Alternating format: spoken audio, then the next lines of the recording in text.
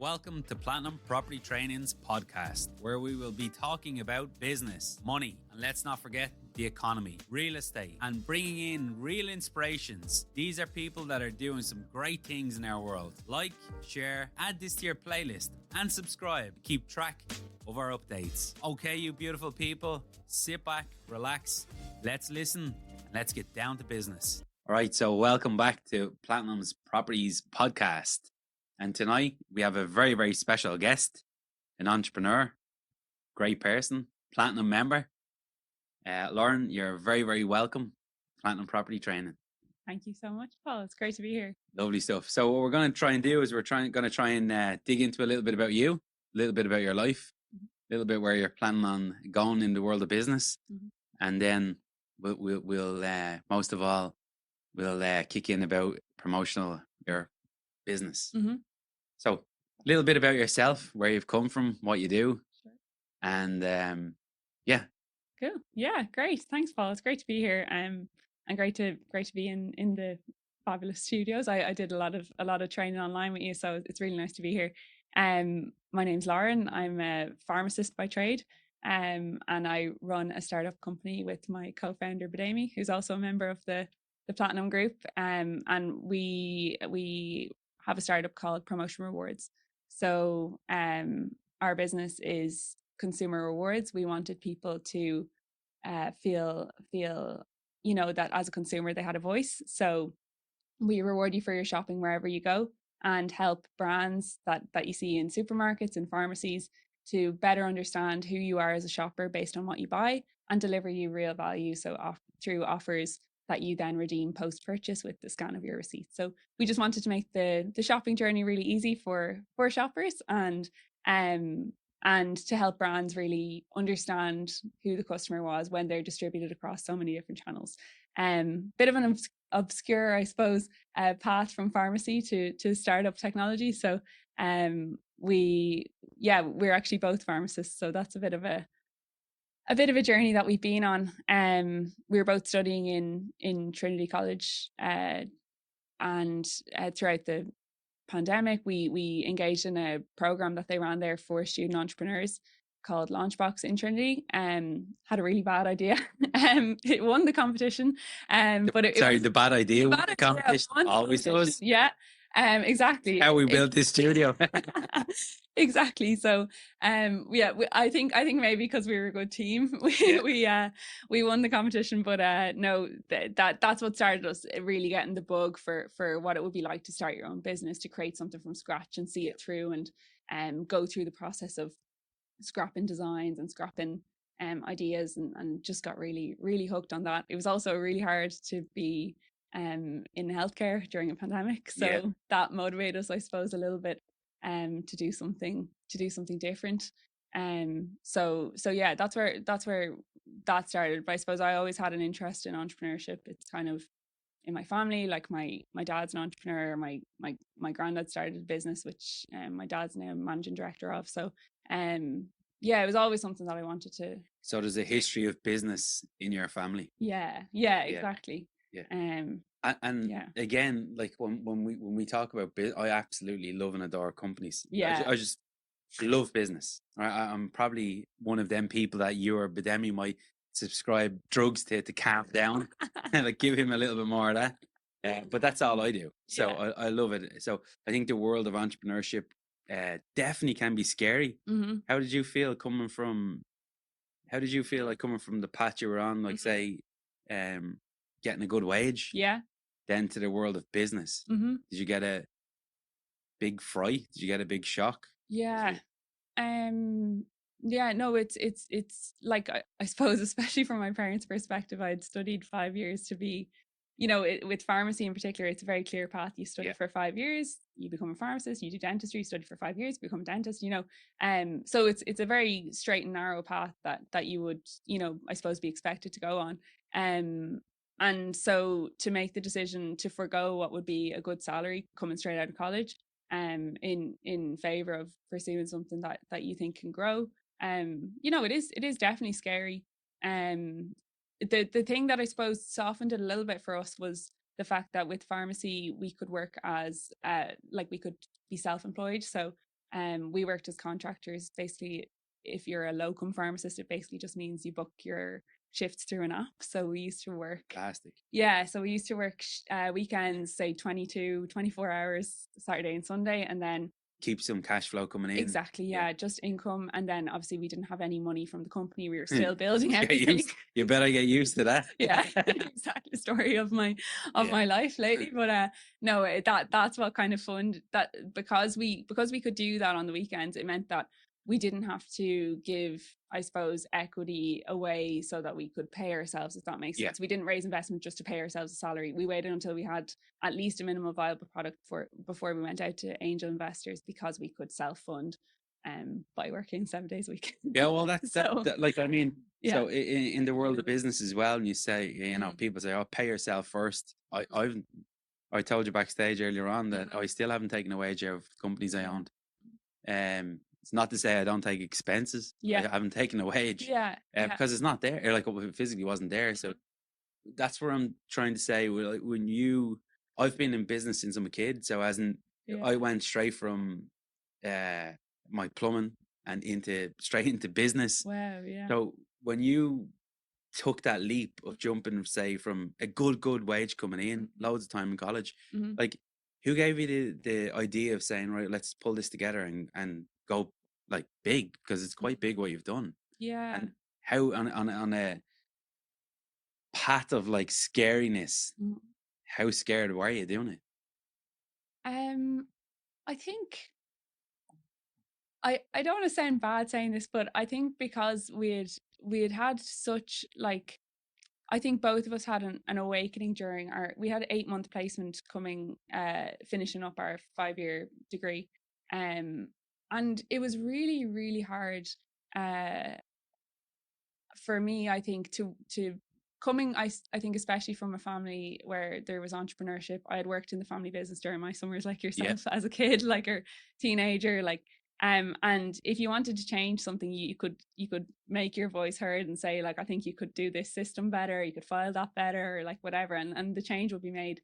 Whereas I found in like a really big corporate environment that you would often be disappointing the customer in front of you, in favor of short-term gain, but not valuing the long-term custom. So I found that really hard, like, and really unintuitive sometimes to not be able to affect change, but also to have kind of unrealistic short-term targets without having the longer-term picture. So I think knowing that I could, I just had to create something that I felt was the epitome of growth and scale.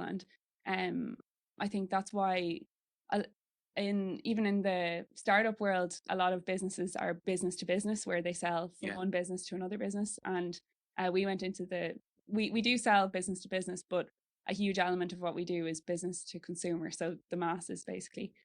We need a lot of people to use our app in order to create value for brands. So that's a scary thing in itself, but I think that's what we both wanted to do, was we want to create value for the masses and also help businesses. So I'm not sure if I answered your question. Yeah, no, absolutely, you definitely did. Yeah. So again, what the hell is it? Yeah. Sorry, no, because I'm coming from a rough and tumbly world, and I'm completely lost to what it actually is, and how could someone like me, stupid that I can't use computers, or like, I know you were showing me earlier on, you screenshot a receipt and you get points and stuff like that. But say someone like that sounds really simple to do. So what actually is it, and where did you come up with the name for it? And so it's a mobile app, and it was actually number 3 in the App Store recently, in the free apps. So it's called Promotion Rewards, and it basically, you download the app, you take a photo of any shopping receipt that you have from any store. It doesn't matter where it's from or what you bought, and you get points for doing that every single time. And then when you engage with any of our partner brands, so we work with like Unilever, Dr. Oetker, Clarins, we have really great partners out there. We've worked with Guaranteed Irish recently, promoting Guaranteed Irish products and basically rewarding people for buying their products regardless of where they bought them. and also reaching people based on their buying behaviors. So because we have a better understanding of you as a shopper through your shopping receipts, we can deliver value to you then from the brands that we know you'll love. So Right, okay. yeah, so when you submit a shopping receipt, we're like, okay, you're voting in favor of seeing offers from this cosmetics brand because we know that you love this type of product. So it's basically personalizing your offers and rewards. And with the points that you build up, then you can get a range of different gift cards. So for Amazon and Pennies and Nando's and charity donations, you can do what you want with the points. Right. So puts I suppose Put something back in people's pocket. people's pocket. Yeah. Yeah, exactly, Paul. Yeah. And like if you're looking in, then like obviously you've built up a database of customers. Yeah. Yeah. So I'd imagine then you've got a massive amount of receipts going somewhere. I Yeah. don't know where. I'm trying to look. Someone says the cloud. The I'm looking for the cloud. fucking cloud. How do you manage all like? So again, I'm just trying to think out loud here. I take your receipt, I scan it. Mhm. You tell me, yeah, you're at the getting Yeah. 25 points, Yeah. whatever it is. Your makeup is £3 off or Yeah. whatever it is. You've got rewarded for it. Exactly. How do you store all that, or where is all them? Do you physically have to scan receipts and No. upload them? And So thankfully, technology is at a level where it can convert an image into legible information. So, okay. Yeah, our technology allows us to convert your picture into information. You know that's digitized and anonymized and accessible on our end in terms of understanding the trends in what people are buying.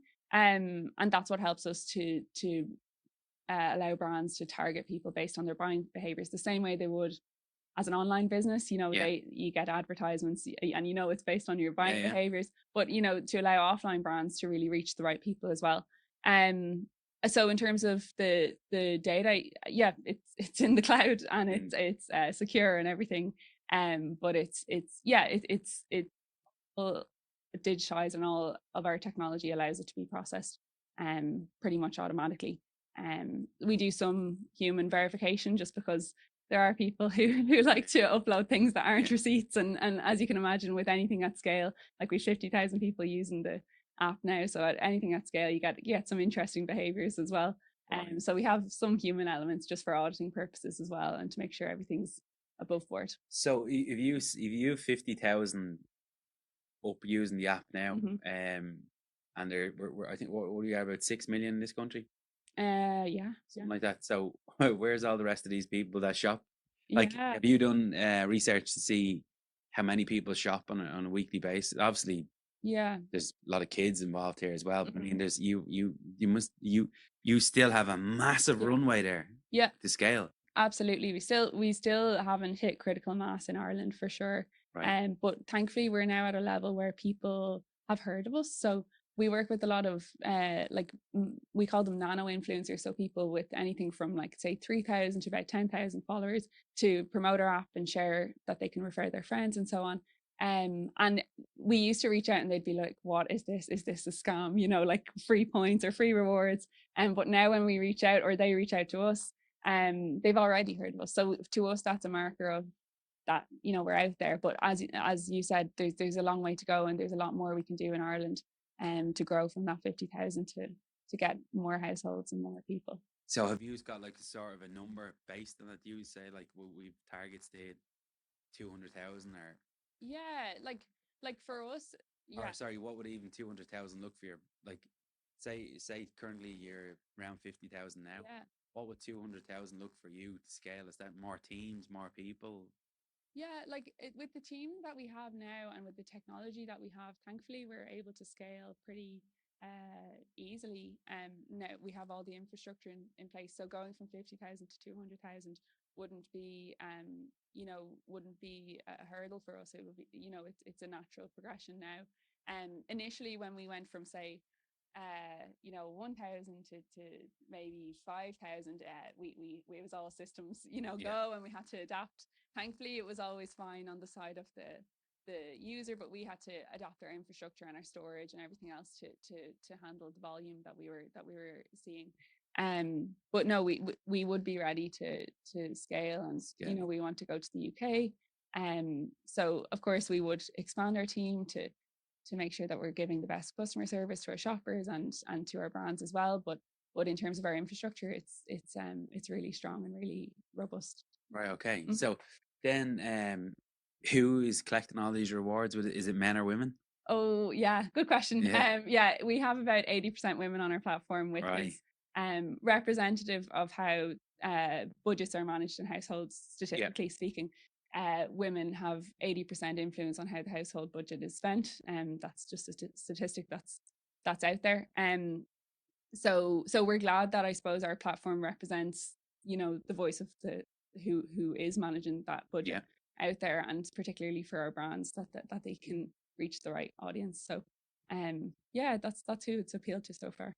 Okay. So you've got customer, Hmm. and then you've got yourselves Yeah. controlling it all, Hmm. and then I keep hearing you say the brands. Yes. So is that where sort of you get paid? Is Yeah. that how are you gonna how eventually is this gonna make Hmm. truckloads of Hmm. revenue for you? Like, Yeah. So our brand partners um that we work with, basically when you engage with their offers, we only win when our brands and our shoppers are winning. So we don't make money unless you are getting rewards, basically. So we take commission on any sales driven by our platform for yeah, that brand. So yeah, so we basically we're only spending budget and we're only making money if people are engaging with the brands, which makes it really important for us that we're bringing the right offers to the right people, because obviously you're more likely to be interested, and the brand is more likely to get somebody who won't just buy this time, but hopefully they'll actually like your product and buy next time. And we can track that over time, that you bought this month on the offer, but then you also bought next month when it wasn't on the app in an offer as well. So yeah, you try and control that whole like algorithm down to yeah, it's like marketing, I suppose. I'm just yeah, trying to jump into the world of property for a second because yeah, it's the only one I know. But I mean, we try and target a certain people, so we have to constantly, or else your money's wasted on marketing, which absolutely, is quite difficult to do. yeah. Um, so how in a company like that, or a company that you have set up, how do you allow budgets in for marketing? How do you allow budgets for? I mean, it's not just you and Mm-hmm. uh, but then Yeah, there's obviously another team behind this as well. yeah. What does that look like internally? Mm-hmm. Yeah, so marketing was actually our first hire once we raised investment, because it was so important that we had a base of customers using the app. We needed to put ourselves out there, and starting from zero, as you know, Yeah, like trying to get your name, your brand out there, and that it could be something people trust is really important in your industry as it is in ours. So yeah, so we had to invest in putting ourselves out there. We basically had a target cost of acquiring a new user on the app. And now 40% of our new users come from referrals. So brilliant. me getting you to download the app and using my code, and then you get points for doing that. So and so do I. So our referral program has amplified that. But in the first instance, we had to just rely on social media, and our influencers as well has added a lot of weight to it. So people actually trust that. Now, what is like? Yeah, So we yeah, always hear this word, yeah. influencer. What exactly is that, and what do you try and target for there? Hmm. So we want people to talk about the app who look like the people that use our app. So as you brought up, that 80% of the people using our app are women. It Yeah, naturally appeals to women, and those are the people who are most important in terms of being the decision maker within the household, shopping and the budget and everything, as we know statistically. So we want our the people promoting the app yeah. to represent those people, and so that they can be like, oh, that person looks like me, and you know, I shop a lot, or I'm always doing groceries or whatever. So that was important for us. And in the first place, it was just us promoting it. But you know, like there's only so I much. know the pain there. There's only so many times people can see your own face, and Yeah, and we obviously have other things to do in the business too than be dancing around for TikTok. So yeah. so yeah, no, the marketing has been getting lots of people with say a small following, or to promote the app, and then we promote that content then further, so that people can see the types of people that use our app. So Yeah.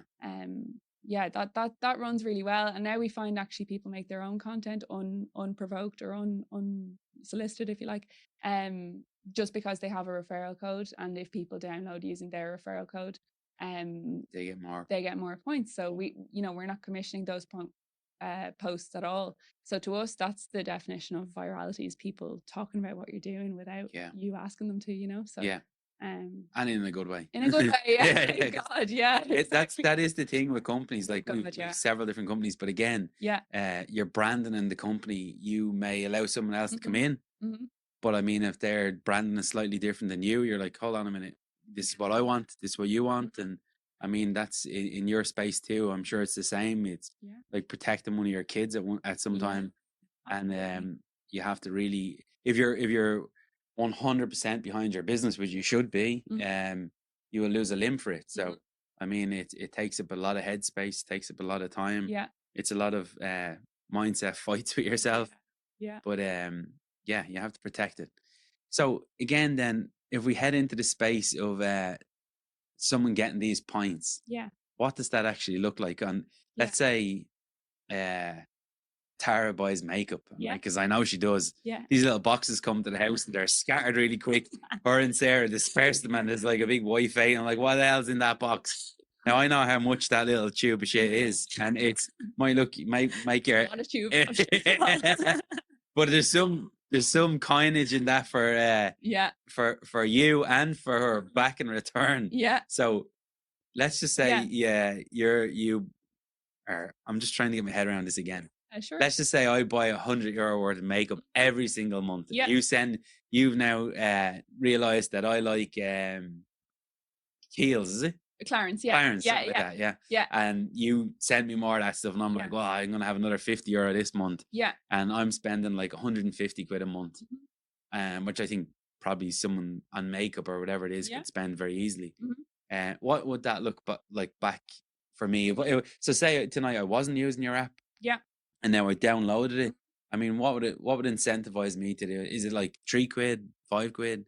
How does that look for me? Yeah, so usually we give you a percentage back as points. So if you're buying, say, a €50 makeup product, or whether it's a €5 deodorant, say if you get 10% back as points to you, that value goes back into your in-app wallet. And once you've clocked up points worth, say if you have 5,000 points that you could spend that on a gift card. I know, for example, Pennies, say you could get a €5 gift card with 5,000 points. So then you can go to Pennies and get something for free, or to Nando's and get your, a meal with your kid for free or whatever. So for us, it's putting money back into people's pockets, and they choose the reward that they want. And we have like a lot of different rewards available for people. So it's up to the consumer how they. So say I get 20 quid back. Yeah. Do I still get to use that receipt again if I buy the same stuff? No, you'll get removed. Okay. That's me gone. There's no money to be made out of me. People do it accidentally, but no, our system does flag that as it can identify the identical receipt, but which is important actually for we have to think all about that, and that was important when we were raising investment, that things couldn't be falsified and that we would be able to detect fraudulent behavior, and it's very important for our brands that their budget's being spent accurately. So we have, for any offers, we have human verification to make sure that everything's above board. Now, so again, you're in an app business, you're on the online business. We all know about online stuff. It's I mean, if these scammers would put enough of their effort and time into actually doing a day's work, they would be multi-millionaires. Absolutely. So how do you protect yourself from an online space world? Like, I mean, I'm not going to say we got targeted last year, I think it was, where we really, every day we woke up, there was just more shit coming in. And I was like, just shut the whole thing down, start again. We're obviously missing something. But obviously you can't do that in your space, because I'm talking about maybe we someone linked onto an email, or I don't even know what they do, but it was shut a lot of our shit down. Okay. So what do you do? And it was right in the middle of a sale, which is very important to the company to keep the lights on. So what do you do in that space to try and protect yourselves? Did you just have to go off and get educated in that space? Yeah. Yeah, thankfully our development team is very strong in, like, security, and that obviously with managing people's data, that everything is Loctite secure. So we use only the best infrastructure in terms of cloud storage, and all of our data will be like like anonymized, Yeah. separate from the person. So yeah, all of that was massively important to us in terms of handling people's data. So Damie is our technical lead, so he can speak more to I that. was going to ask him what he actually does. I thought he'd come booting the door in here tonight. I'm going to have to do part 2 with Bademi and get all them secrets out of him. Oh, he's a very interesting story, definitely. He's a great guy. Yeah. So he's our he heads up all of our technology. So that was a huge part of his job, was making sure that everything was secure, and that we used all the best. We pay for, a premium to use the best cloud storage and all of that out there. So yeah, that's So that protects that side of things. Yeah. And have you had any frightening? No frights, thankfully. We get people trying their hand at uploading, like that they wrote down. That would be me. That would be me. The entrepreneur. Yeah, we've enterprising people who try things, but it's always flagged, and it like, if they try it more than once, they do get deactivated. Like, because we just can't, as a business, we can't tolerate people. We are offering a really valuable reward solution to people who want to use it, and it's really easy to avail of in a genuine way. So there's absolutely no reason to try and falsify anything. But yeah, we have rules in terms of, like, you can upload a maximum number of receipts per month, like, as in, and just keep finding. Like, what's reasonable for a person to have bought within a month. So yeah, we've lots of systems in place, and we had to learn as we went on. So it's fantastic. Now I'm actually getting to understand it a little bit better. So what is your daily role? Like, again, sorry, I'm going to just keep going. You know the way I am. You trained me loads of times, so I'll just jump into my mindset. Don't mind me for a sec. But, like, we come in here and there's madness. Is there madness when you wake up in the morning? And like, I presume Christmas time and all, it's just madness with receipts. And what's your day look like? Yeah, we have had mad days where things on the back end were slow, as in the processing of data, for example, was affected by, something technological. Like I said, when we were in the beginning days, going from 1,000 to 5,000, we don't get those anymore. But when, like, we were having a really hard time in the back end, but thankfully nothing shut down for the users. They had no idea. But everything was on fire for us. So there've been times like that, and that's natural when you're getting used to a new technology and so forth. So thankfully that's all ironed out now. But yeah, no, it even, like, yeah, there's always something. I'm operations, so what I do on a day-to-day basis can vary from marketing to finance to everything in between, and coming up with what's next in terms of what we can offer to the brand. So obviously a lot of commercial stuff. I work directly with a lot of the brands that we have on the platform now. So yeah, it could be anything from sales to finance to marketing. A bit of everything. Everything has to be taken into the day. That's fantastic. Now, we're probably going to push into the world that I love, and it's finance, money. There's no point in us not talking about it here. No. Actually, I'm sure by the sounds of things, by the sounds of where you're going with this thing, and there's been a lot of money raised in our group. There's probably if you tap into the English market, says, let's say Ireland's under control, and you decide to go, okay, we're now going to try the English market. How are you going to do that in terms of finance? Do you have to go off and raise capital, or do you have to do it? Actually, bring me back to the start of how you did raise, or if you did raise.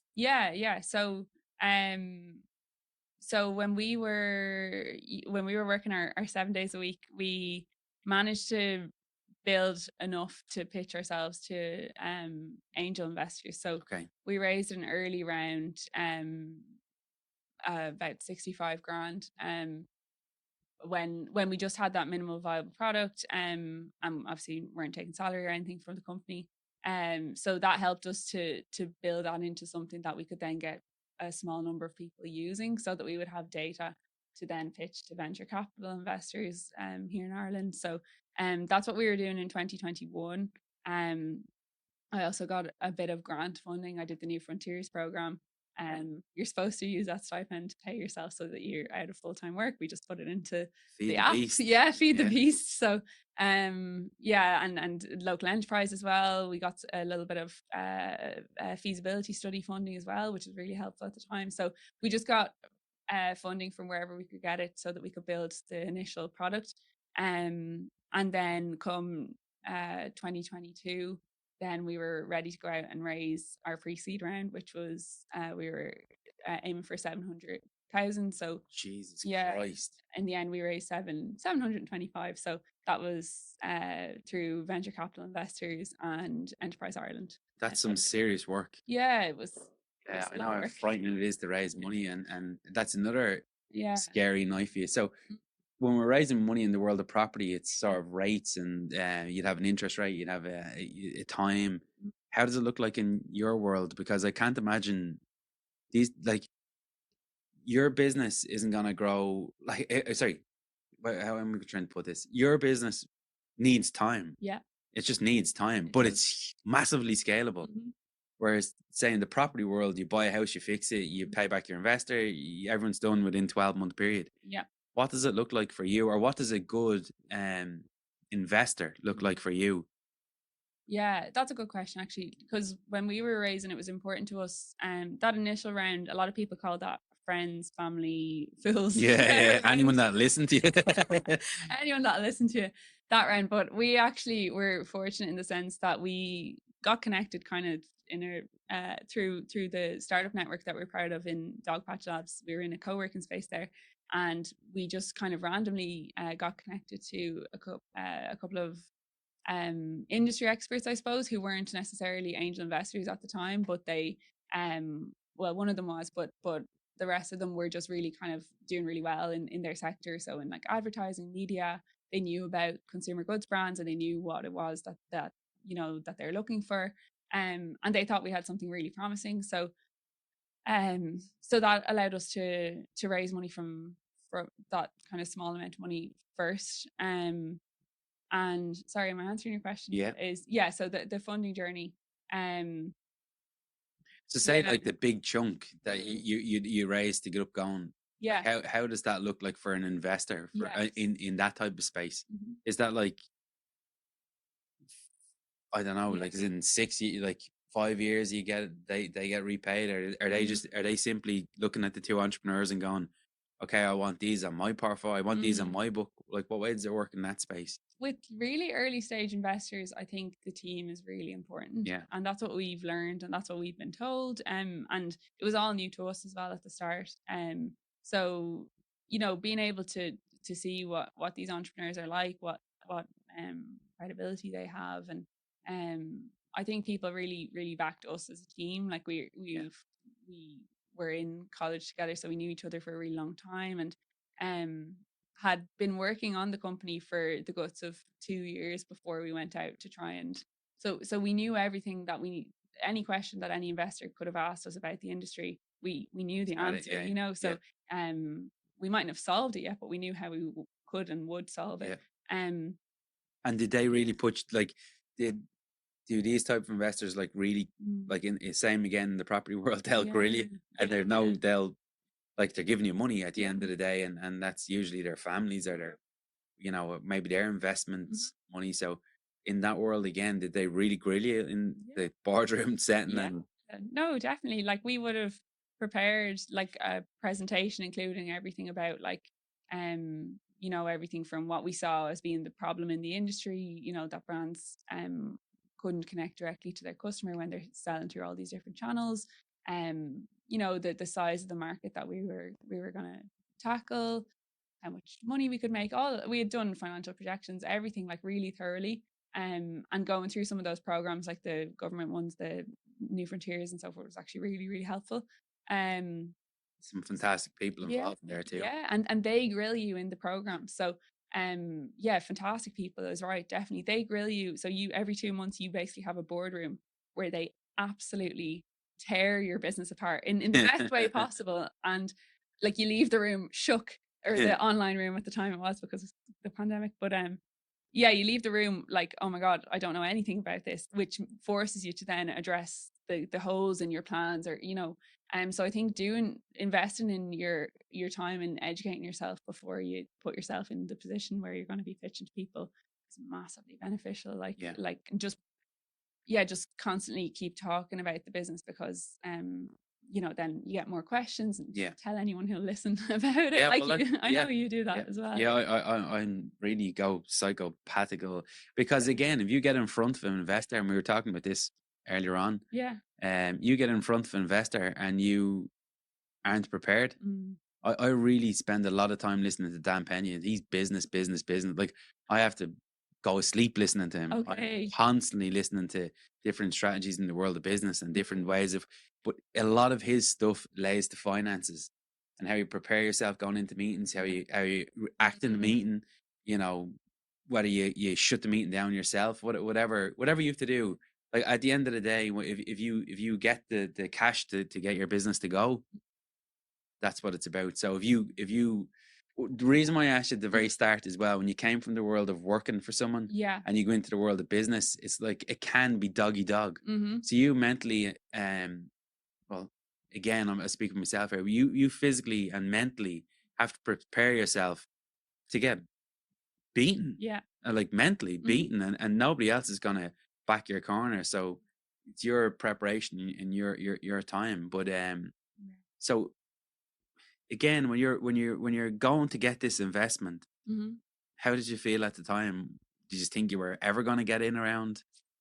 Yeah, like I think in the same way that you would be inclined, is like I would over prepare for everything. Like I was always very academic and like high achieving and whatever else, and I think that fared in our favor for this type of thing. Like but Amy is very like we're like yin and yang, which is always a good way to be, I think, as a founding team.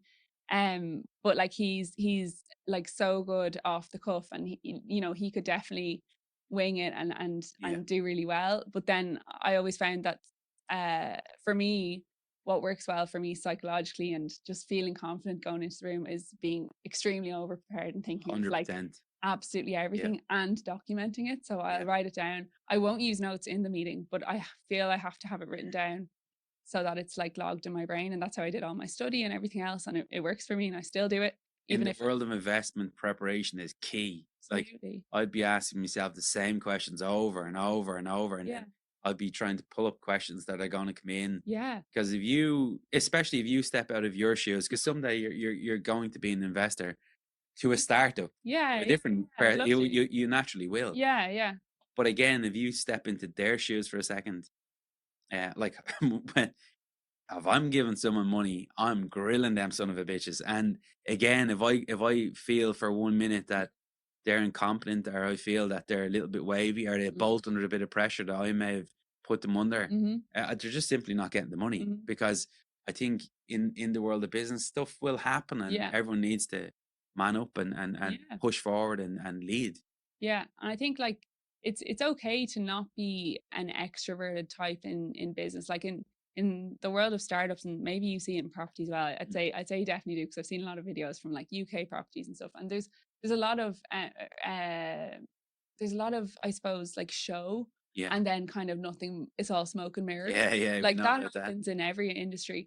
But I think it's okay to not be a showy type jazz hands person, but to know what you're talking about, and when you're in the room one on one, to be able to distill all the information that you know about, all the facts, all the figures, to not waffle. I think that stands to you. It just there's so many times where I've been in a room, whether it's with an investor or with a client, I'm like, oh my God, thank God I researched that. I was able to spit that statistic out, or thank God me and Badami went over and back about that problem. Yeah, for an hour, like earlier, because now and he'll laugh at me because or he'll say something that I said earlier verbatim. Like I'd be like, that's my line. Yeah. You're winking at you in the meeting. He's like, that's what I said earlier. But no, it definitely stands. You have to get the money, and that like whatever. I know a lot of people go, oh, the money is the root of all evilness. Money is the only thing that's going to drive your business forward. It's like, so you don't have a business. It's not a charity. Like, you know, I remember like I was on a program called Going for Growth, and it was for women entrepreneurs. And it's the best thing I ever did. The leader of it, her name's Paula Fitzsimons. She said something that I never forget. She said, you have to follow the money. Yeah. It's all well and good creating a business, something that, oh, I love this, so I'm going to make a business about this. And, yeah, you know, like, do people want that? Is there a market for it? Like, how much will they pay for it? Is there, if you sell it for this much, are you making money? Like, yeah, what's the profit line? The money, like, and I think especially maybe in like for women as well, that tend to veer towards product-based businesses, which was what I've seen through that program. You know, there's a huge amount of businesses that are bricks and mortar and that were product led. That sometimes we're afraid, or if you've got a customer that's right in front of you, if you're doing their nails, or if you're, you know, if you're selling a product, that you might be afraid to up your prices because your costs have increased or whatever it may be. But sometimes there's a thing that it's, you know, not great to talk about money, or like, don't keep talking about money, don't. Yeah, well, but like you can't, like, the only way you can offer value to your customer or to the person using your app or whatever you're doing is if like you're charging sufficiently, and you're if you're creating enough value, then you should be able to charge for that value. Like you do, like with your training, like you're giving value to people that then go on and whatever they invested make, you know, multiples of what they spent on that education, you know. So it's definitely, and again, like about getting behind your brand again, and knowing that, okay, if we charge $2,000 for training, right, which I think is really, really low compared to what I paid. But again, when I look into my book and I look into my training, and you know, someone upstairs may say, yeah, it's $2,000. I'm like, it's fucking too cheap. I know it's in there. And for them 40, 50 euro notes that they're going to give me for that, it should be like 600 of them notes, because you put your heart and soul into it. And I think if you're in a company like yours too, and everyone has that mindset behind it, that like, we've got this thing here and it's worth more, you know, they're going to throw the receipt in the bin anyway. So you might as well take some money back and make it a win-win. But like, it's like when you go see a consultant, you know, about something that's wrong with you, and no one else knows what's wrong with it, only that consultant. Like, you know, your body, like, it's going to be 180 quid and it might, you might be only in the room for 8 minutes or something, you know, but you're not paying for 8 minutes. You're paying for all the training that came before. Just like when someone comes to you, you're paying for all your years experience in the industry, and you know, and all the hours that you put into creating the materials, and all, you know, Aussie being involved, and Tara, and everyone's time that's involved in that, and the years that came before that, so that you could distill that information. Like, I think that's as entrepreneurs, it's very important to put a value on that, because people will actually pay it. Because like, you know, if you, I think you said in one of the trainings before, like, you know, if you get a yes too easy, then you've priced it too low. I can't remember exactly what the context was. Again, if we're in the middle of a property deal, and they're like, okay, so I'll put this in real proper terms. So we got a lead in from Galway, went down on Saturday. We decided we'd make a night of it. Me and Tara went over the Aran Islands, went in, viewed the properties, got out, rang him, had a chat with him, went for a coffee, sat down, and started just going too easy. And then we made him an offer. He said no. 10 minutes later, he said yeah. Okay. I'm like, what the fuck? Hang on a minute. This is the shit I tell people to be careful about. But it's not. We like completely went overkill to check the due diligence of it then. But again, if it's too easy, you have to stop and go to yourself, okay, why is this a fast yes? And you have to try and figure out all the avenues then again of the reason why it is a fast yes. But like, I mean, some people are just, especially in my business, it's you know, we our calling card is fast. So I buy property fast, not slow. So if I'm gonna buy something off you fast, you better be prepared to take a little discount. Yes, you're gonna be taking a little haircut. Yeah. And it makes it win-win. Yeah. And And you're, you went through that with us as well on the training. It's like understanding the person in front of you, like, and that applies to any, like my business, your yeah, business and property.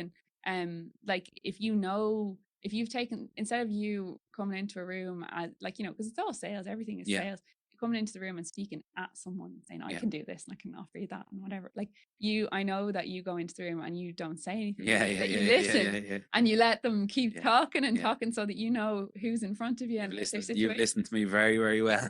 No, but it makes sense. In any business as well, I think it's the most, if you are the one with the education, you're just looking for these little small things, and if you can make it win-win, great. I mean, that's how good businesses go. But I think so. Who would be the closer then in your business? Who would be the, let's say, okay. Hmm. How, two questions. Yeah. How did you feel when you actually got the investment, the Yeah. big one done?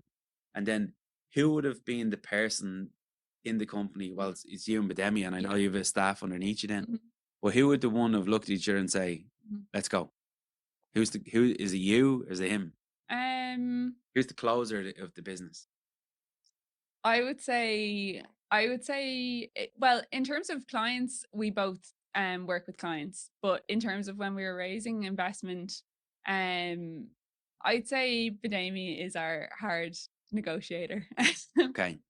He would testify that, yeah, like, with his background and everything, and like like, he grew up, like, he'd be okay with me saying this, but like, he grew up in a disadvantaged area, and He knows how to hustle. he knows how to hustle, and if you didn't hustle, you wouldn't make it, in the playground or in wherever you were. So You'd be dead. yeah, well, that's true as well, Yeah. and he could definitely tell stories about that. But like, he would definitely drive a hard bargain, I would say. Right. So if you were going to target Yeah, the UK, yeah. that's going to require, I can only imagine, Mm. right, just from listening to your story so far, Hmm. that's going to require, because it's going to bring much bigger profits for you too, Yeah, hopefully. yeah. But that's going to require you and Bademi really working hard, and Mhm. then getting back out to the markets, trying to find another investor, trying to raise maybe a couple of million. Yeah, Would I be right in saying that? yeah, definitely a couple million. Yeah, like, we haven't opened a funding round yet, but it would probably be around 2 million that 2 we're trying to million raise. Yeah, to tackle in there. Okay, so that's a big investment. yeah. And that obviously comes. So you two guys would look at each other and say, this is what we're doing. Hmm. Here's how we're doing it. Hmm. Who sets out the roadmap for that? Like, We would always do that together, like, very, very, I don't know how you'd say it, like, pen and paper style, as in, like, whiteboard, write out, what our plans are, how, like, what our revenue projections will be, um, the number of brands that we need to onboard, how much staff do we need in order to be able to work with that number of brands, just literally the I suppose the targets, and then working backwards from them. Lots of Excel spreadsheets. Yeah, we would do all of that together. Um, yeah, workshop style. yeah, I think, like, you probably would do that as well. we Yeah, whiteboards everywhere. yeah, This whole building, every room you walk into, there's whiteboard. We do the exact same in the investment world. You go right to the end, you work your way back, and you're like, and if you've been down there before, I've just raised 2 million. It's like severely, is like, you're like a ticking time bomb. yeah. And I did say it to you earlier on, I've had to say no to smaller amounts of money. And when you say no to small, so when we talk about winging it in business a little bit, you're looking at the bigger picture, saying I need to get that to get this to work. Yeah. But again, I'm gonna have to say no to maybe 4 or 5 small, and they're not going to come back.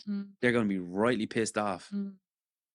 But you have to sort of back yourself, Yeah. and you have to try and go for it again. But like, raising big money is stressful. It is. It is. And I think, like, throughout, I think it's important to, like you would do, is to build relationships throughout the process of running the business. So, like, not to only knock on people's doors when you need money or when you need something.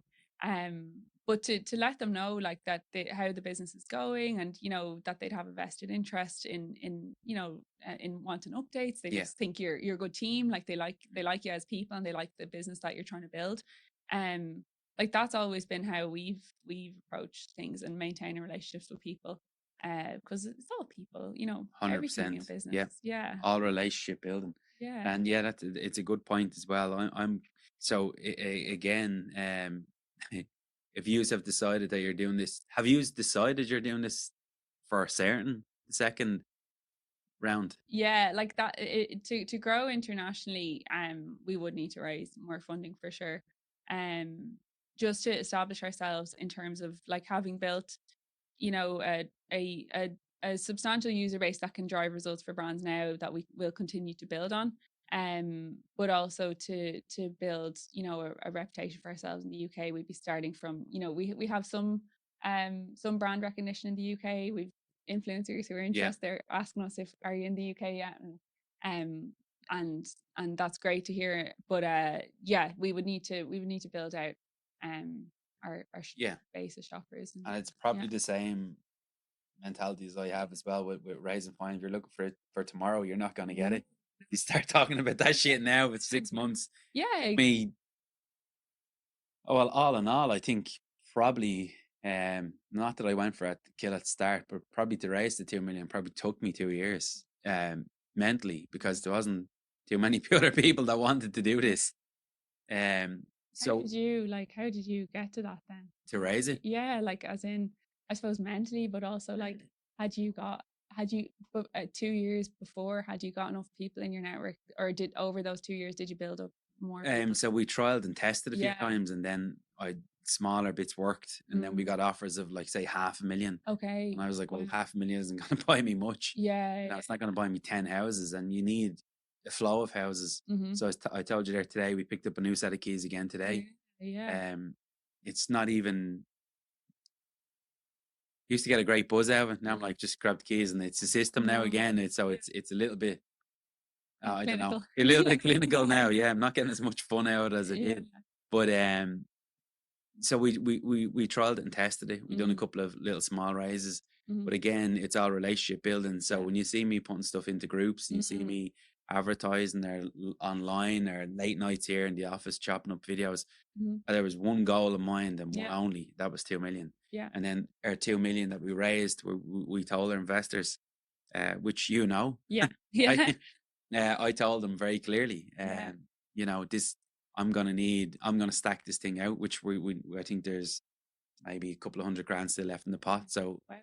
but that's our targets aren't met. Yeah. So I was like, your job's to go and get me more money, or you're out of town. Mm, I'll do the rest over this side. yeah. You go and get me money, or Okay. you're no good to me. Okay. So I have a mantra when it comes to investors now. Yeah. Yeah. I interview them Yes. under Yeah. my terms, and I think for anyone that's trying to raise money, or maybe for yourselves going for the big kill, be very, very mindful that you're putting all this work in. Absolutely. You're the one that's, you and them, you have to Mm, essentially um live with all the stress.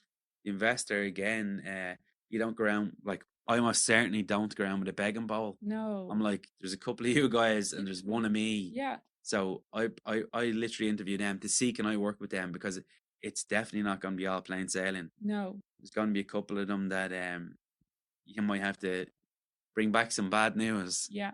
Um, on that one as well, I was telling you today, we were trying to return money to an Yeah. investor. He's like, keep it. And I was like, no, you're taking it back. And he's like, I don't need it back. Yeah. Deal's a deal. Come back to me in 6 months. So in the world of property, it's probably a lot different to your investment. Yeah, but it's the same concept as you said. Like it's like you're not going out with a begging bowl. You're not begging for money. Like you're given, for us, we're given equity in the company that we've built and that we, blood, sweat, and tears, and all the rest of it. So and intellectual property and everything else. So like you're offering a slice of something that's really valuable. And that there's only a limited number of people who can invest in it. We can't, Yeah. sometimes you hear of funding rounds in startup worlds that are oversubscribed, like that they got more investors than they initially, or more money raised than they initially set out to do. And you know, like once the round is filled, it's not always beneficial to take more funding in at that Yeah. point, because you say you have your 2 million, it's obviously a great position to be in, but say you have your 2 million and you're giving it for whatever percentage of the company you're giving it for. If you raise more than 2 million, obviously you're giving more slices of the company away at a potentially lower valuation. So if you need 2 million to do what you need to do to get to your Series A fundraising or your Series B fundraising, taking 3 million on at this point, when you have a lower valuation, means you're giving away more chunk of your company when it's not as valuable. So you want to take as little money as you possibly can to get it to the next stage before you take more money, and so on and so forth, so that you as founders obviously still have a decent portion of your company. Like you hear about startups as well, where the founders get so diluted that their shares are, you know, in the single digits. And the motivation to depend on what clauses you have, the legals like would spin you in circles, but depends on what clauses that the investors have in there. You might not stand to gain very much, even if the company does sell for a large sum of money. So keeping the founders motivated is really important by making sure you still have enough skin in the game, that, you know, when all does go to plan and you do IPO or whatever the plan is for the company, that you're gonna. Do you think you will do IPO? Think you? That would be amazing. I would never rule anything out. Or, you know, like. So Dan Pena said to me, if you go, I go back through his talks all the time. He knows when he made his first 10 books, as he calls it, 100 books. He knows in one day when he made 10,000. When he took his company public, he like that check was like 100 million that day. God. So but I know I get caught into some podcasts with certain people with that took companies public. And like they've nearly come to the gates of hell trying to do it. Like really difficult to do. It's not necessarily the answer for every company at all. And like, you know, strategic acquisitions by strategic investors and by parties that stand to gain from acquiring a company like yours, or you know, a large incumbent company that, you know, never could have built internally what you guys have built, but needs that asset in their portfolio or in their business because it benefits their other businesses or whatever it may be. You're looking for opportunities within, like, say, companies or organizations where what you've built in a ready-made pack can be part of something bigger. And that's what I see happen a lot in startups, is they become a slice of something larger, and their team stays there for a period of time so that everything can integrate. And that company bought them out. Exactly. So that's why building the relationships as you go, and not just like, I want to sell today. It's so relationships are the new currency. They're everything. There's no denying that. Again, just going back to when you actually did get the investment, how did you actually look at each other and go, fuck, this is serious, we have something? Because nobody's going to give you that amount of money if you have nothing. No, it was massive validation for sure, and completely new feeling to us. I was so unwell during the process at different points, and you're gonna write yourself a few tablets, you'd be all right. Exactly. No, it was you definitely have to look after your mental health, and like, I suppose just having everything in order. Now, because of that experience, I'm very organized with all, like, you know, with due diligence, I have everything in folders, and like, if I was asked for anything, I have it ready. Like, that kind of stuff just simplifies and reduces things down. But yeah, in terms of how we felt, it was a bit surreal, kind of. But at the same time, because it did take much longer than we expected, like, we were like, you know, God, this is all clear now, we can plow ahead. It was just, like you said, kind of had to be like, right, let's go. You know, and then you get the money, and then you realize, well, we actually now have to go. We were this big fight. Now we have to run. We've made a lot of promises, so we have to deliver. Congratulations! As I said, everyone should be now downloading promotional rewards. How else can they get to you if they do you have another channel? Is there other? Let's just say it's me again that's stupid. I was like, I'm going to download this tonight, but I still don't. Like, is there places people can see how to use the app? And we're really active on our social channels, and that's kind of how we've grown to date. So it's use promotion, so USE promotion, on all our social channels. So TikTok especially, you might see me acting the maggot on. Why not? Look, if it gets people to download the app, I don't know, I don't really mind.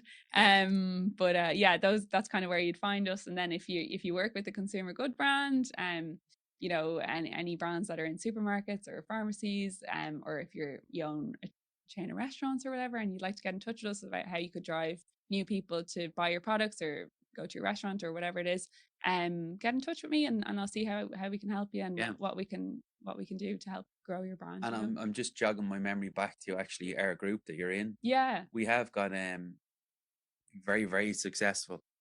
I obviously wouldn't be naming any names, but again, relationships. He's Yeah. a very, very successful angel investor, Okay. and he's into property too, obviously.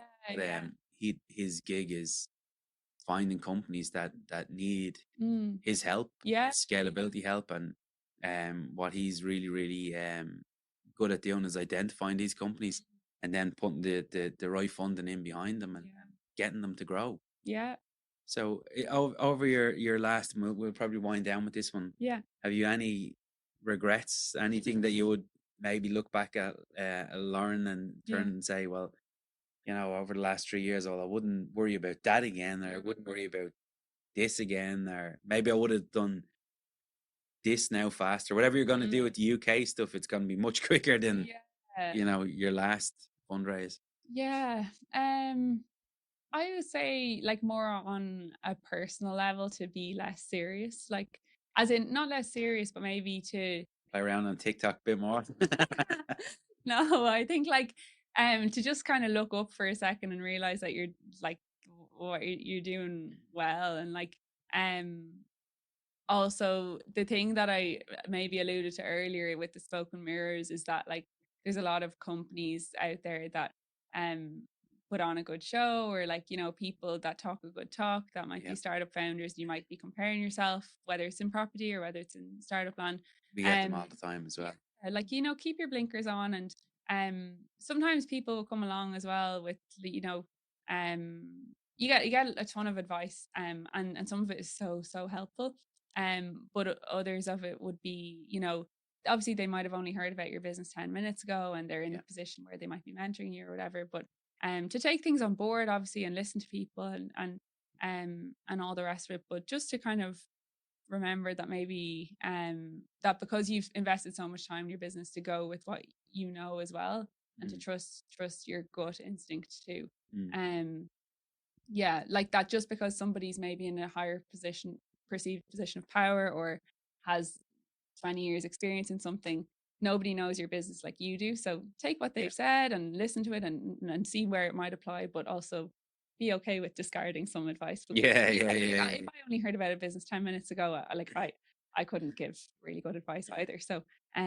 yeah, just kind of owning the work that you've done. yeah, Yeah. and standing fully over it. Yeah. For some young, because I know women entrepreneurs are like assassins. Cannot get enough of them in here. Like I'm like, come Yeah. on. And normally, what happens now? What we do is like, okay, your partner can come too. Yeah. I'll Okay. constantly try to do that because I know once the woman, and I put a post into our WhatsApp group today about men and women in business together. Yeah, yeah, I saw that actually. Yeah, Yeah, it was really good. Yeah. some because like my past people I would have been in business would say, "Oh, we don't tell our wives this, and we don't tell it's property. She doesn't need to know this, or he doesn't need to know that." Yeah. Plenty of women, and I'm like, "What the fuck?" Like, business for me is something that we talk about every single day, and Yeah. I think we're tired as her. I stay in my lane, Mhm. she stays in her lane, Mhm. and we do quite well. Mhm. So, I mean, I think relationships, if they're solid and both partners are in there, Yeah. and there's both given a bit of go, even if one of them is a little bit lesser than the other one or a little bit shyer, Mhm. I think it's fantastic for couples to be in business together. Definitely. It fills out a lot of time. Absolutely. No, absolutely. And like I think in the video as well that it said about like being aligned on your financial goals, like that, Yeah, like I don't have a statistic, but I would imagine a lot of reasons for divorce is a lot of it comes down to money, and a lot of yeah, problems in life comes down to money. So if you're both on the same page about, you know, what your goals are in terms of, you know, working, retiring, Yeah. talking about that even early is so important. And especially before like marriage or like any of that, to kind of know that you're on the same page, I think is Yeah. so important. Yeah. Absolutely. Well, look, it was fantastic to get you in. I Paul. am going to do part 2 with Bademi because I know I can shake a lot of tricks out of his pocket. He's probably going to be listening back to this as well. So it's a fantastic interview. Delighted to have you in to actually not talk about property tonight, but actually discover what exactly you do. Is there anything else you want to get out on the Platinum airwaves before we wrap up? Is there any other little promotional things? Or is there any giveaways or? Well, if you download the app and use the code Lauren, you get 1,000 points to start with. Okay. Or maybe I should say platinum. Yeah, well, I don't mind. I don't mind. Use code platinum and we'll do that. I'll be downloading, get my 1,000. Yeah, we'll use code platinum and you get Okay. 1,000 points. Yeah, if you come to me as a brand, as someone who's trying to grow a brand, and you mentioned that you found us through Platinum Property, we'll definitely make sure that we give you added value. Brilliant. For sure.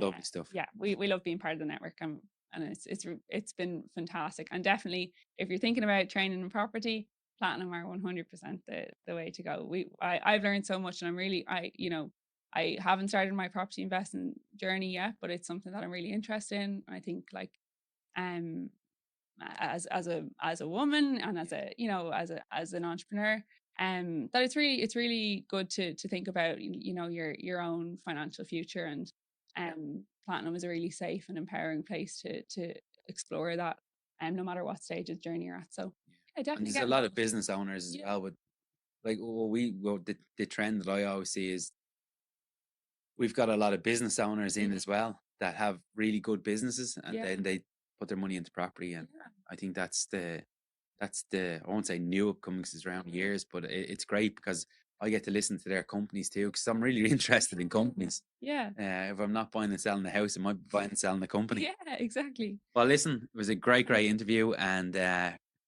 chat soon. Yeah. Thanks, Paul. No problem.